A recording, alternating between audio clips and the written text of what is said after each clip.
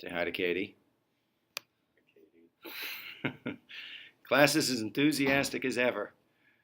Okay, so what we were on yesterday that I want to make sure makes sense to you guys is that there is an economic philosophy, rationale, that's probably a better word, for why we're, having the government try to roll in and do all of those alphabet soup programs to kind of rescue the economy. Because on some level, hopefully you see that there's some dangers to this. We have, an economic depression. Over a quarter of the workforce is out of work. We've got not only unemployment, we've got inflation. We've got, a slowdown in terms of production. All of that means government is also taking in less revenue, right? If people are out of work, what happens to the amount of revenue we bring in via income tax, right? So the government is bringing in less money. The solution is to just kind of, dive over the cliff, to basically spend our way out of the Great Depression, to basically supplement, the lack of consumer spending with with public spending. Okay, the idea again comes from demand side economics, which says that, or it's also known as Keynesian. It's also sometimes seen as sales law. What you have to figure out is which half of the equation drives the other half. Does demand drive supply, or does supply drive demand, or is it some other kind of more complicated combination? According to Keynesian economics, the idea is if you can, stimulate the economy by supplementing the lack of private demand, what it does is it gets businesses kind of up and going again. So, the demand gives them, or the spending gives them money, which they in turn use to hire and increase production, and, goods and services start to be kind of offered at better prices. Demand, welcomes that kind of, higher prices and better quality, and we get the pump kind of primed again. The crazy thing about our economy is it depends on a kind of a constant cycle of consumption. And if you break that cycle, then our economy, is threatened. So that's one economic kind of set of logic. The other side will come later when we talk about Reagan and new federalism, and new federalism. It's called supply side economics. And what it says is just kind of the opposite, that you've got to focus on the supply side, and that in turn will, kind of keep the pump moving.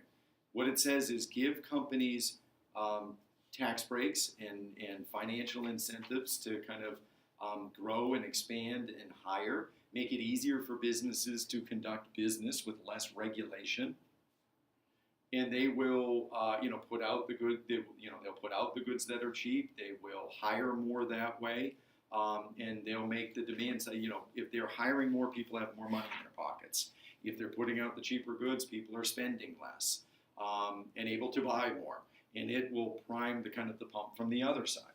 All right. So you have kind of two different economic philosophies, kind of rationales that we'll have to kind of we still debate today. That's if you watch any of the Republican convention or the debates last night, that was one of the points being kind of debated, was the idea of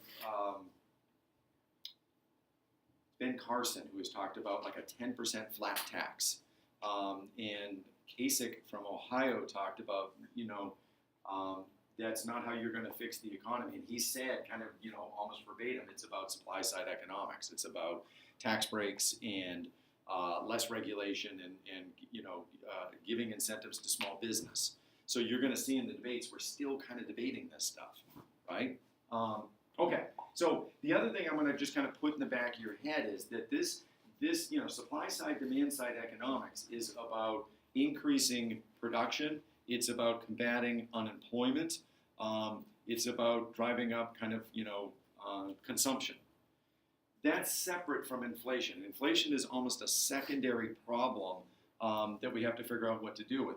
And again, inflation is where the value of the dollar is dropping relative to the value of the goods. You want the good more than you want the dollar, and consequently, your dollar is buying you more. Gasoline's a great example of that, typically, because that's such an essential commodity, and any fear of scarcity causes the price to go up. We're willing to pay, $4 to $5 a gallon. Just for the first, I paid $1.99 for I haven't seen those prices since the 80s. Gas has actually kind of dropped, so it's not a great example right now. But you'll see that if there's inflation with respect to gasoline, we'll keep giving up the money. So how do I combat that? What happens if you start to see the value of the goods continually creep up and your dollar buying you less? Well, mostly what you might use is monetary policy. And we'll get into this later, but what you do with monetary policy is you do things to increase or decrease the money supply. I had a student one year who was one of these crazy minds, and he came up with a math for how it would work if the government just printed an infinite amount of money that somehow would go through the looking glass. He had a math for it. He created his own calculus, like Newton did, and he kind of showed me that how printing more money would work. Well, with all respect to that student, it doesn't necessarily work. Money has value because the federal government says it does, and they back the currency. If they print an excessive amount, and the amount that they print isn't equal to, say, their standing, you get inflation. So they have to be kind of careful with not just printing money, but doing things to either put more into circulation or out. They do it through things like using the Fed, which is the institution that we use to kind of regulate the banking industry. And what the Fed can do is set the interest rate. What they'll do is say the interest rate is really high. If member banks want to borrow money, they're going to pay a lot of interest to us for it. And consequently, member banks don't borrow a lot. And when member banks lend to you, they charge high interest rates. So you guys are thinking about college. And if you knew you had to borrow money and you were going to pay back it was going to be a 20% interest rate, would you want to borrow money? What if it was a 1% interest rate? Would you want to borrow money? Okay, so what we do with interest rates can influence the money supply, put more or less into circulation, and we can combat inflation that way. You can also do things with bonds. Selling bonds kind of locks up money. Anybody have a bond? Anybody have an aunt and uncle that gives you not cool things for holidays and for birthdays, but they give you a bond? It's actually a nice thing that they're doing. Does anybody know how it works? Let's say you get a $100 bond. What happens, Paul? It over time builds up more value. Yeah, so it will say double in value, but you got to wait 10 years, right? So bonds, government securities are a way that we can kind of lock up money. We can kind of control, when does that bond mature? So they have a number of tools to combat inflation, and it's mostly through their monetary policy. So fiscal policy is how we kind of take in revenue and spend. Monetary policy is how we control the money supply to, deal with all kinds of economic issues, in particular, inflation, deflation. And again, the complicated thing behind all of this is these tools are somewhat limited to what's going on in the economy. Again, you're in an economic downturn. Both of these are kind of imperfect solutions, because in an economic downturn, the federal government is taking in less, right? We established that. People don't have money. So even I'm not talking just income tax, I'm talking like sales tax, excise tax, the capital gains tax. People don't have enough money, and therefore they don't have enough money. They're not doing as many things that result in the taxes that fund the government. What else is increasing in terms of the government? If you are unemployed, if you are forced into the low income kind of level, what's the government spending more on? Government is taking in less, and they're spending more on what? Welfare. Yeah, the entitlement programs, right? So into that, we're either saying, well, let's keep spending more via demand side economics, or let's take in even less through tax breaks and rebates and other kind of incentives for businesses. Either way, you're kind of going over the cliff. All right. All right, long explanation there, but hopefully it pays dividends later on when we come back to all of that stuff.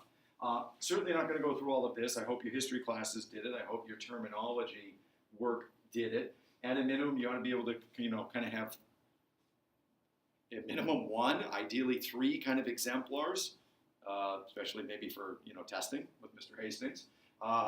Hint, you ought to be able to kind of illustrate this cooperative approach, through collective efforts, citing some policies.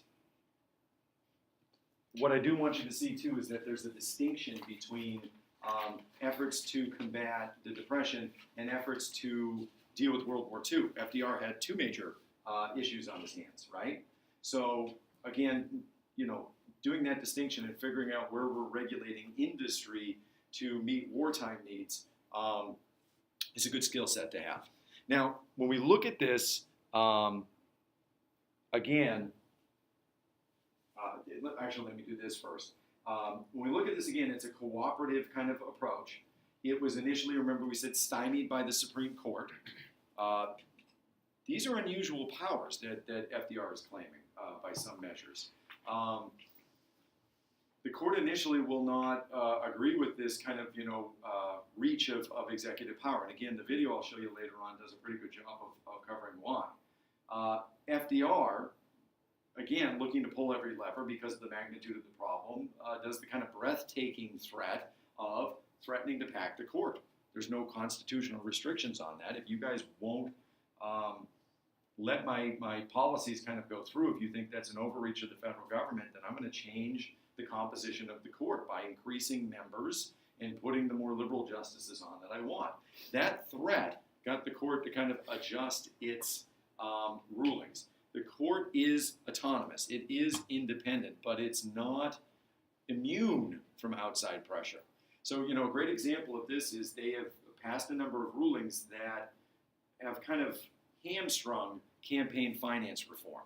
Made it, it used to be we were trying to limit the amount of outside money that influences elections. And in sum, what the court has ruled is that spending on elections is a form of speech, and you can't limit speech, and therefore you can't limit spending. And presidents, including Obama, have kind of railed against this. And, on some level, that might create subtle pressure on the court. I think it's rulings with regards to same-sex marriages and, other kind of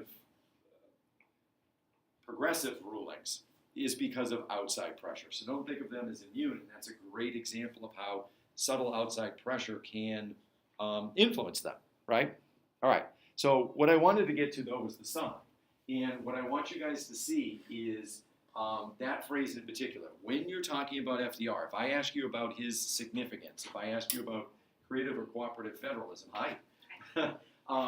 you need to be able to cite what he did. And in sum, what he did is he created the modern welfare state. Prior to this, government wasn't necessarily, like, I joke sometimes. You're walking up the stairs and you fall, right? And immediately, who do you blame? You've slipped on the stairs. It's gravity, but you blame Obama, correct? Oh, Obama, it's his fault. Thanks, Obama.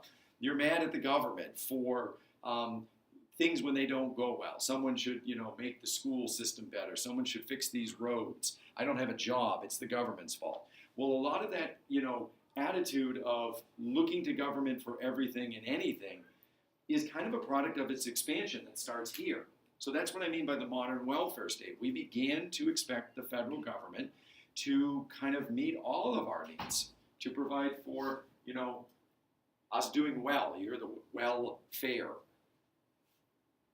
So as we enter the modern era, we have kind of modern expectations of government providing everything. I don't have high-speed internet access. It's Obama's fault. That begins here, all right? The quote is kind of interesting. It talks about in order to understand FDR and what he did, you had to kind of be there during that time, and that they would huddle around radios, their Phil Crow radios during his fireside chats. You remember studying that? As if it was a shrine, and just listen to the words of hope. And they, when he said that, he was going to do something about it, they believed him. And the quote ends with, and he did. So obviously you have to know FDR because he's such a impactful president. On his heels comes FDR with creative federalism, FDR, with LBJ. I got the wrong 3 letters. LBJ comes next, Lyndon Baines Johnson, and creative federalism. Now, the distinction is somewhat subtle because, again, I have a partnership. Partnerships are a little different than maybe this kind of, cooperative and collective action that you see in,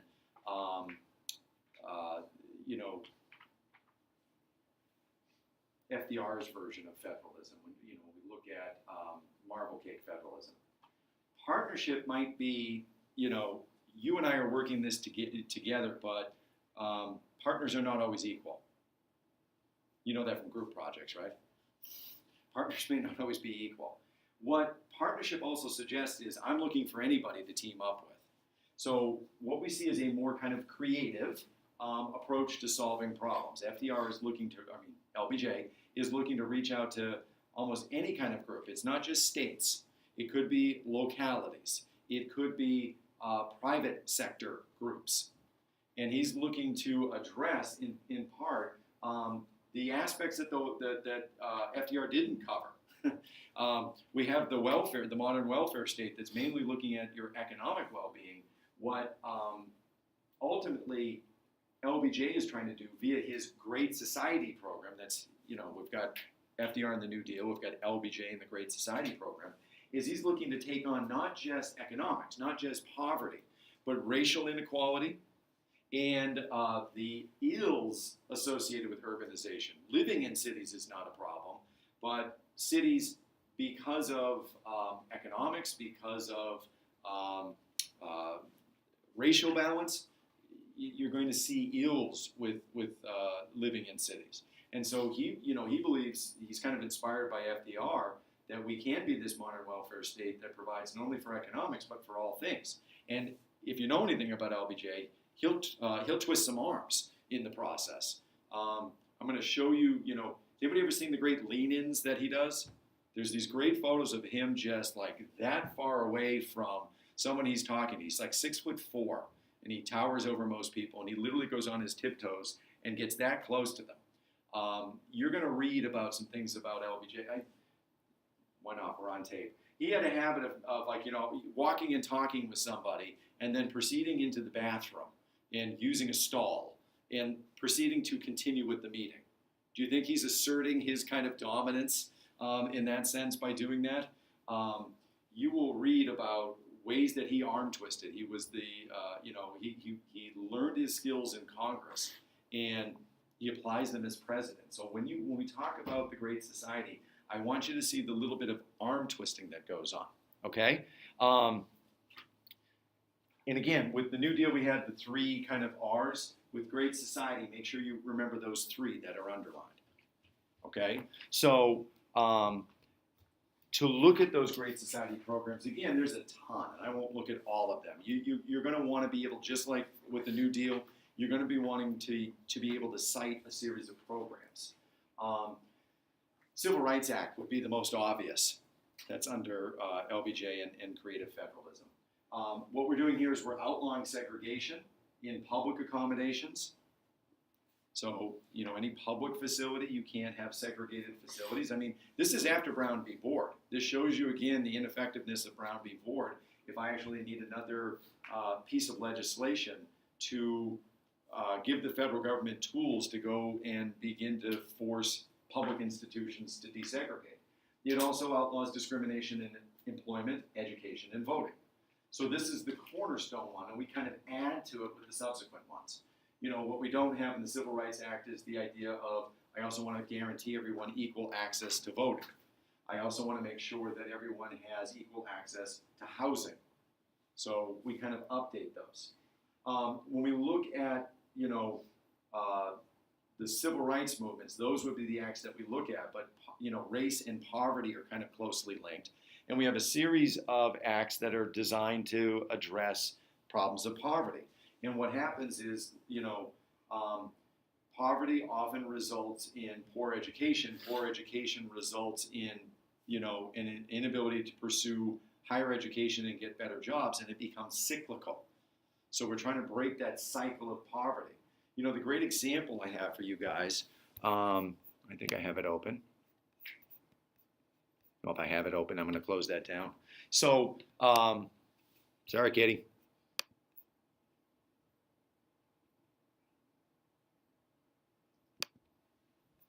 Is there. Remember these? Where if you look at low-income families, they're able to provide less in terms of certain material things. So, when you guys were growing up, you probably were surrounded by books. You probably still are surrounded by books. Does your family have there's a room in my house where I grew up that has a library. Literally has 4 bookshelves full of books that kind of go floor to ceiling. Does anybody have a library in their house? Did you have bookshelves in your room covered with books, right? So you guys were probably exposed to books at an early point. You probably were early readers, and you probably went to school with a tremendous vocabulary as compared to low income.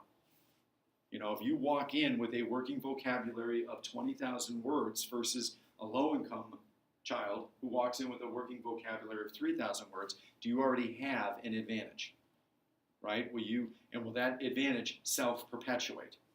Will that advantage translate into higher level courses and getting into more competitive colleges and getting better jobs and being able to pass those advantages on to your kids? And will those disadvantages self-perpetuate? So how do you break the cycle? So all that set up, we're coming back, Kady.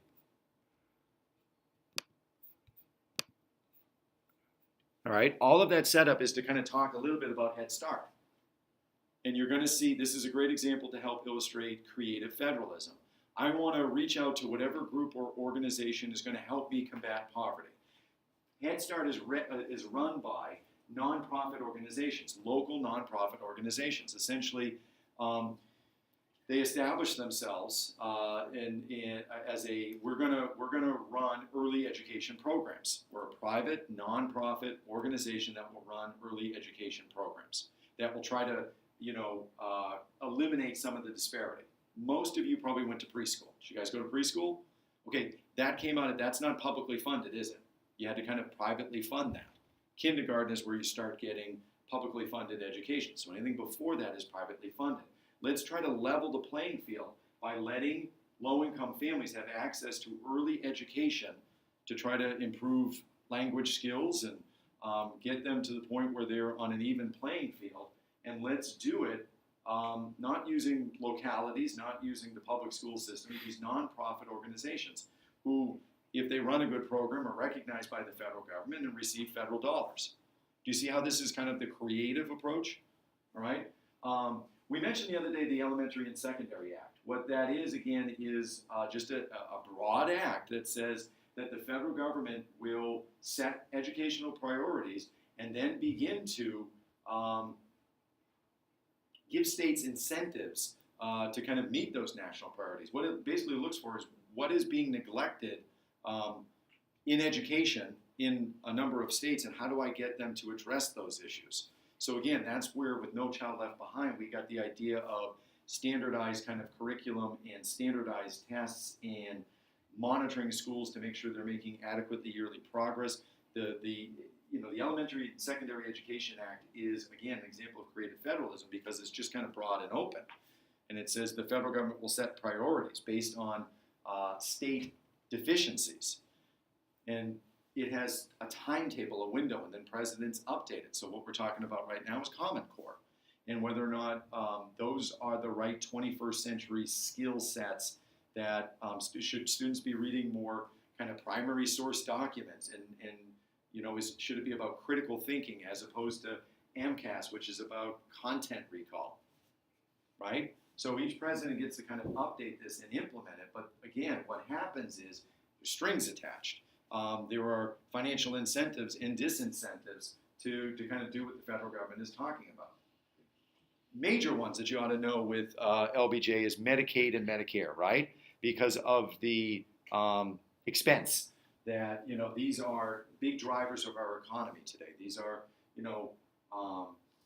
essential programs that, again, Republican debate was talking about, do we do away with Medicare? Trump had this great line about people love their Medicare. He's anything if not informal, and there was some discussion of that. So these are big, expensive governmental programs that provide essential services, and we continually talk about reform. How do we continue to offer the services in reform? Some other interesting ones in terms of economic development. VISTA is kind of like a domestic Peace Corps, where you go into some impoverished area within the United States, maybe Appalachia, and you work within those disadvantaged areas the same way someone would do in the Peace Corps.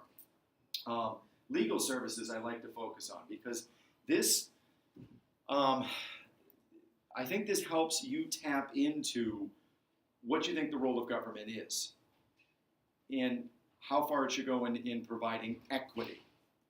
Is the right to legal services an unalienable right? Should everybody be entitled to that? Here's what I'm suggesting. If you are evicted from your house, if you lose your job, if you are involved in an accident and the other side is suing, if you come from an affluent family, you can afford legal representation. And you can try to sue for your job. You can try to maintain, living in your house. You can defend yourself in a court case. What if you're not of high income? Do you therefore not have the right to the same legal representation? And if you don't have the right to legal representation, is the court system complex enough that you are going to be completely disadvantaged and then victimized by the legal system? Right? So if you can't afford an attorney, in a criminal case, one is provided for you. Well, what about in these situations where it's more civil kind of law, where you're not being arrested, you're not having a threat of a loss of civil liberties, but you're going to lose your job, you're going to lose your home. Should you have a right to an attorney? Well, legal services provides low-income people legal service at government expense. So, these are great examples of efforts to expand that modern welfare state and kind of address almost everything, including safety issues. So here's where you have the Water Act and the Clean Air Act. You have a Highway Safety Act, a Fair Packaging and Labeling Act. We're dealing with the economy. We're dealing with racial inequality through the Civil Rights Acts. We're dealing with, inequality in education. We're dealing with environmental issues. And again, we're trying to fix problems of urbanization. And what you see is some people begin to think critically towards the federal government and the welfare state, that modern welfare state that we created, that there's too much bureaucratic expansion, there's too much expense, and that expense is often being passed on to the states, that we've got these costly mandates, often unfunded mandates. So what I want you to see is, again, just this reminder that when we talked about the marble cake federalism, the cooperative federalism, jointly agreed priorities, and a kind of cooperative approach. Here, the federal government is identifying the problems. It is looking to creatively form partnerships, but it includes, again, these mandates. What you want to be able to see is, I've got this constitutional authority now via the clauses, how do I begin to implement it? And it's through things like, again, the carrot and stick, using the power to spend to create incentives and disincentives. Real quick before you go, it's also monitoring.